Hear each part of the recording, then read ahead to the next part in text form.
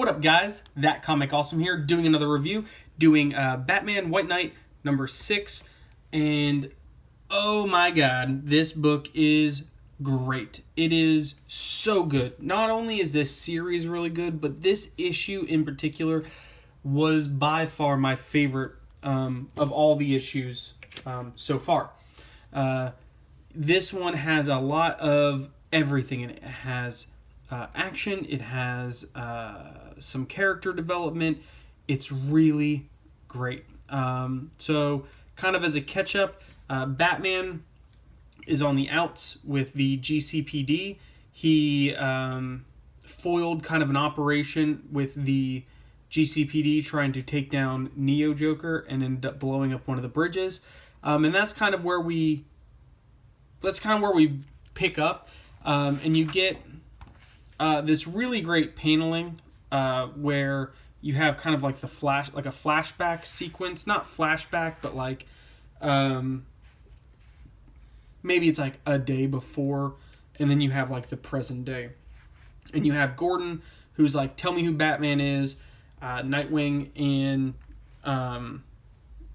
Batgirl are like, no, we're not going to do that. That's not part of our deal.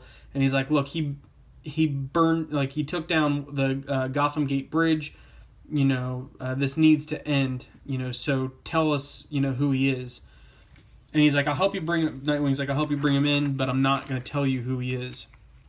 So then Batgirl's kind of like pissed off at Nightwing for going along with bringing in Batman. And again, while this is all going on, you're getting these scenes of like what is happening kind of in the present. So she kind of is like, no, I'm not going to be a part of this anymore. Like, I quit. Whereas, you know, Nightwing is going to help bring in Batman. And I love this scene. So Jack is talking to Nightwing. He kind of puts his hand on his shoulder. He's like, you made the right decision, Nightwing. And he just punches him. He's like, you know, I'm here for Gotham, not you. So they talk about ways of taking down the Batmobile. And he's like, you know, that thing is a tank or a spaceship with a supercomputer. There's no way to take it down. So they decide that they need an EMP, but that would take out all the cars and electricity within like a 6-city block. So they need something that is like old school, you know, like an old school like type of car, but that's like a tank that will take down the Batmobile. So what do you use for that? So Nightwing says, I can steal one. And this, oh man, when I saw this, just brace yourself. Oh my gosh. You get the Keaton Batmobile, and man, does it look sexy. Like, oh, that is wonderful. When I saw that, I was like, instant love. So at first I thought Nightwing was going to be driving this, but then Gordon says here, sorry kid, I'm driving. And he's like, I should have arrested Batman decades ago. If someone is going to bring him in, it ought to be me. So this goes to show like where the GCPD really stands. Like, they're kind of over the vigilantism that like is, I wouldn't say plaguing Gotham, but it's now very apparent that Batman has become reckless and is kind of causing damage to the city that Gordon, being the commissioner, can no longer afford. And this is, I noticed this, and if anyone questions Sean Gordon Murphy's dedication to comics, look at this. He put his blood, sweat, and fingerprints in on this book.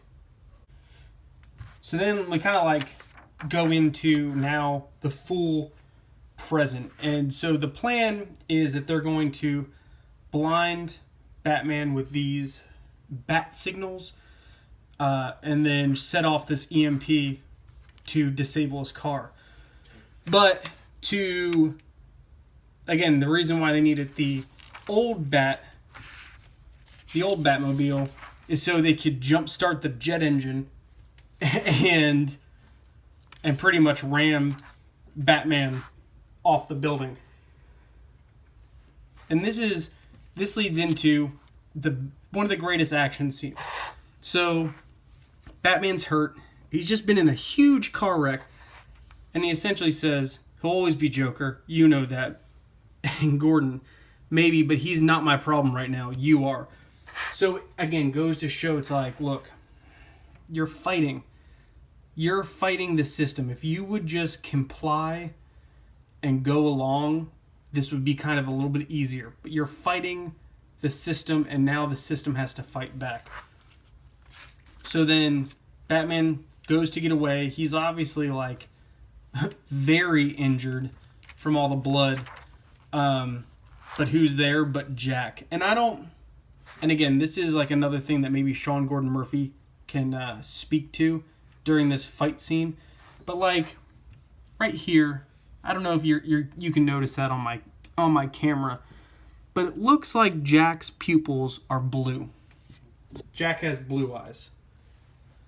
But during this fight and during this scene, again, this awesome fight scene, because normally, Jack's been training to fight Batman with Harley. He, in any normal circumstance, there's no way in hand-to-hand combat that Joker could win.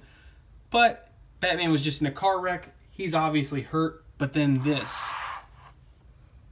Again, I can't tell if you can see that well enough, but it looks like his eyes are purple and his hair is kind of getting messed up in a very Jokery kind of way.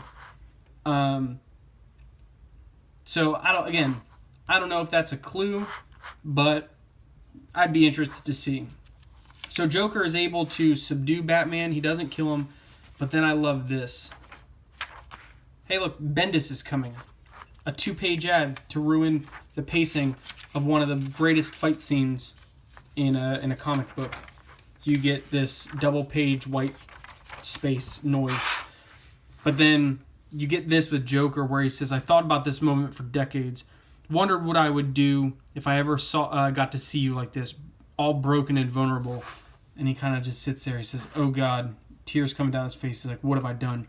So, this kind of lets you know, like, Jack is fighting for the city. It's like he never really wanted to put Batman in this situation, but he just wanted Batman to stop, and it's like, because he kept fighting, they, like, both sides, it's like the immovable object meets an unstoppable force. Which one wins? And they're like two rams just hitting their heads against each other. So they release him to Arkham, but even Jack says, no, we keep his identity a secret. We leave the mask on him. And then I kind of want to skip some stuff. Yeah. So I'll skip kind of a major plot point, but I liked this. This right here was probably my favorite interaction. This reminded me of in the last issue where Harley and Batman are talking on the rooftop. This reminded me of that. Batgirl and Dr. Freeze, or Mr. Freeze. But she's talking about like this freeze technology was developed by the Nazis, this and that, and she, Freeze helped develop it, with the intentions of Nazis, blah blah blah. And he just goes, so as she references things about like the mice back from the first issue that they thawed out, and he says, I assume you're the lab assistant, the young woman helping with Mr. Wayne in the lab that day. And she's like, oh crap, I'm still wearing my costume. I kind of chuckled at that. That was actually pretty funny.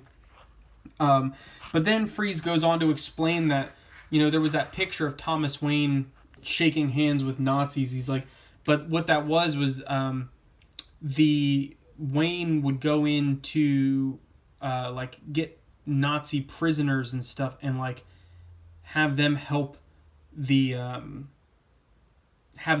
Allies. And Victor's dad was one of them, was one of these Nazis that they talked into coming over to the Ally side. So he invented the freeze tech for health purposes, but then it ended up being that his Frieza's dad wanted to use it for more of a military purpose, and the Allies kind of agreed, and they kind of pushed Thomas Wayne out. And again, it kind of redeemed the photo that was seen, I think in issue 2. So it kind of puts a nice little cover on that. But again, I loved this book. Read the series. If you can find 1 through 6, go back, read it. It's such a great story. But yeah, that's my thoughts. Definitely move the needle on it. Subscribe over here. Watch some more videos. Hit me up in the comments. Let me know what you guys think. And I'll see you next time.